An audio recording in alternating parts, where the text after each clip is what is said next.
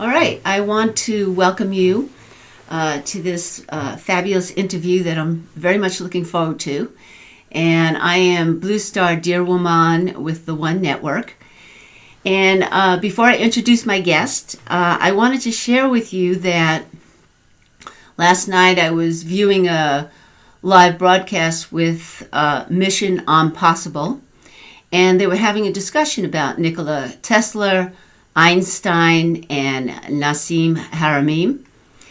And one of the things that was mentioned about these three people who have been identified as geniuses is that each of them really knew what they were going to do. They knew their path of the future when they were children, that they had the visions and the understanding of what it was they were actually going to explore.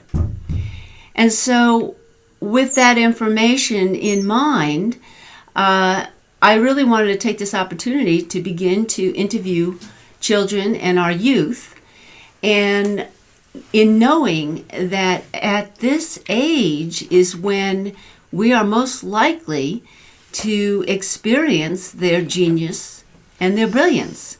And so I would like to hold the intention that we hold an environment that allows our young ones to speak freely and perhaps incite us as elders and adults to cultivate the environment that's going to continue to nurture this brilliance and genius. Okay, so with that being said, I'd like to introduce, this is my a long-term friend. This is Lily. Hi. And we're just going to have a casual conversation. Now, I shared with Lily, earlier in the day, or perhaps the other day, that the One Network is about the shift in consciousness and what's happening on the planet. And so I thought we would go down that path together. So, Lily, you remember we were talking the other day that the One Network, we're concerned about the Earth. Mm-hmm. And I think it's really important to ask people of your age, what are some of the things that you feel we need to give our attention to on the planet? Like, are there any concerns that you have? I have a couple. All right. First, the prices, they're way too high. Mm-hmm. And that makes people more poor because they don't have enough money to buy the stuff that they need. And then second, I think that all the chemicals that they're putting in food are making people really sick, like the GMOs and all of that. And then third, all the oil that they're putting in the water, because in the ocean, because they're killing the animals and all the sea turtles and the dolphins. Those are very good points that you're making. Have you thought much about how we can help those situations, make some changes? Would you share that information with us? First, with the prices, maybe they could lower the prices so people don't really spend that much money on the things that they need. And then the GMOs, maybe they can make food more healthier and taste good at the same time. And then maybe they could just have boats that are powered by sunflower oil instead of normal oil. That sounds like a really good alternative. Yeah. And how about, when we talk about clean food, what kind of things do we do? What have you observed? How do we make food clean? Well, put natural stuff in it to make it taste good, like spices. You know how they make pumpkin pie? They just put normal spices in there with a little milk and pumpkin. Yeah. Okay. So, do you ever sit and visualize the whole earth? You know how you see that beautiful blue, green earth? When you visualize that, what are some of your favorite spots? What do you like when you look at the earth from that way? I think I like the oceans and all the islands. That's my favorite part. Yeah, yeah. And do you ever dream about the earth? Sometimes, yeah. Yeah, what kinds of dreams? One time,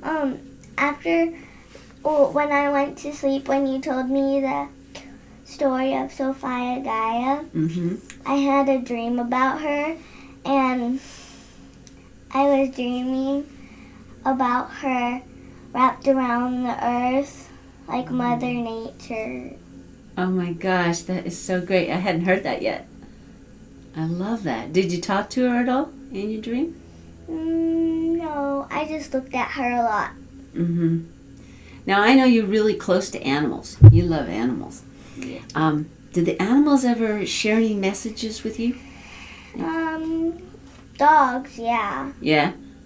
And deer sometimes, because one time, I think there was this baby deer and it had this wound right here, and it was walking right up in front of me, and I think it was telling me that it had a wound. Oh, that's wonderful that it could communicate to you. So did you talk back? Did you say anything to him? I told my mom, but she just said, maybe it's just your imagination. And then when I looked back again, the wound was still there. Okay. Did you say anything silently to the deer? Did you wish it any kind of wellness or good health? Yeah, I wish the wound healed up and nothing hurt it anymore. Nice, nice. Because I think that really does help. Did you ever notice that? That when you might be with friends and they might have been unhappy about something and you can think a good thought and they seem to cheer up? Yeah. It's weird. Yeah. What do you think? Why do you think that happens? Maybe because your energy goes inside their hearts. I think you're absolutely right. Okay, so let's imagine that the earth has a big, beautiful heart, which she does, because she's the mother. Mother has a heart. What kind of energy would we want to send to her heart?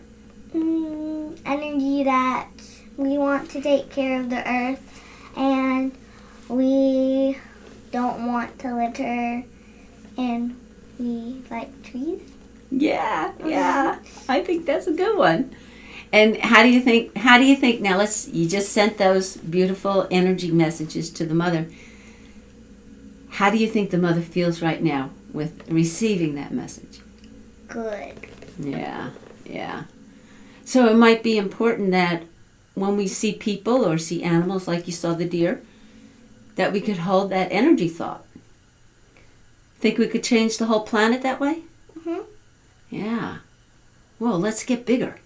What other kind of energy messages can we give to the whole planet?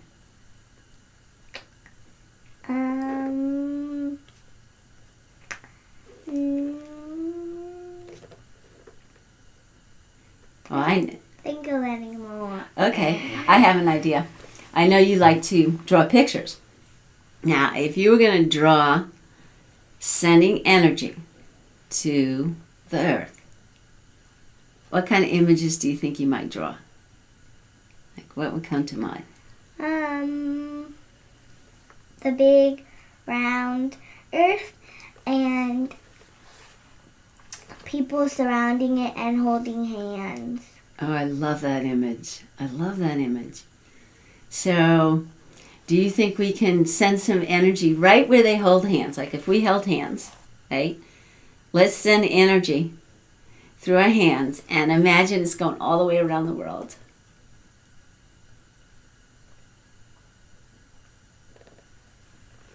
Ooh, I can feel it. You feel it? That's good. I'm tired. You tired? This work makes you tired, huh? Yeah. Well, what are you going to do to get untired? Go buy a soda. As she looks at her mom. Go buy a soda. Well, I thought there was something you wanted to share with us today. Did you want to share a picture?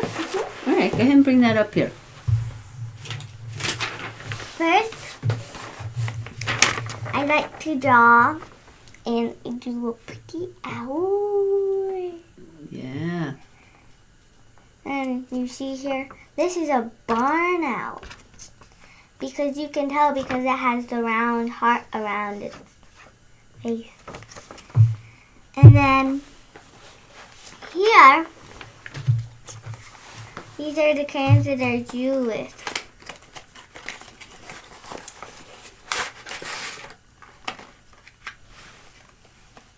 Nice. And they're all made out of wax.